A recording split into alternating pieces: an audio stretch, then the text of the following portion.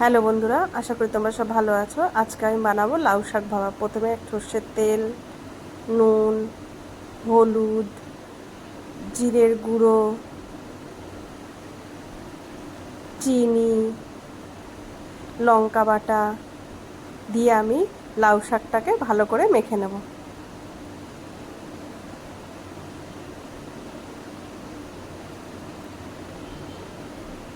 তারপর গ্যাসে একটা কড়াই গরম করে এতে আমি আর কোনো তেল দেব না, ওই লাউ শাকটা দিয়ে দেব। দেওয়ার পরে একটু জল,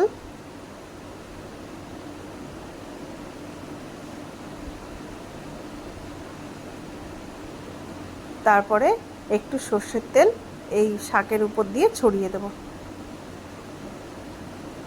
দিয়েই লাউ শাকটাকে আমি একটু নাড়িয়ে চাড়িয়ে খানিকক্ষণের জন্য গ্যাসটা কমিয়ে ঢেকে রাখবো।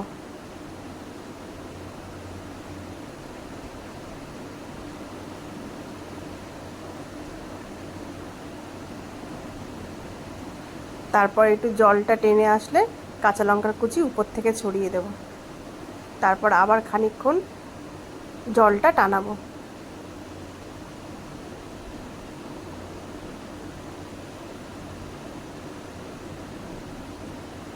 একদম জলটা শুকিয়ে আসলে ঢাকনাটা তুলে আমি নামিয়ে নেব। আমার এই রেসিপিটা যদি আপনাদের ভালো লাগে, লাইক, কমেন্ট, শেয়ার করবেন। আপনারা সবাই ভালো থাকবেন, সুস্থ থাকবেন।